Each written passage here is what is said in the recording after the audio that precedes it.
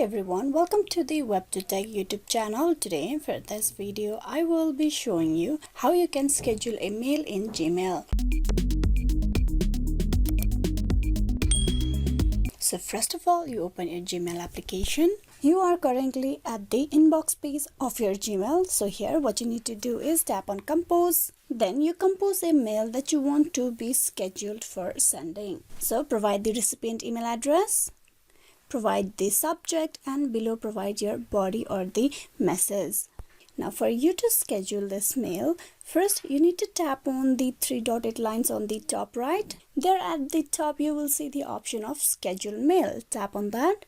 So here are a few options for you to schedule, that is tomorrow morning at 8 a.m, tomorrow afternoon, and Monday morning. You can also pick the date and time by yourself for schedule mail. Tap on pick date and time. Now here you choose your date, tap on OK, and then you choose the time that you want to send this mail to. Tap on OK and then tap on schedule send. Now with this, the mail has been scheduled to send at tomorrow. So this is how you can schedule a mail in Gmail.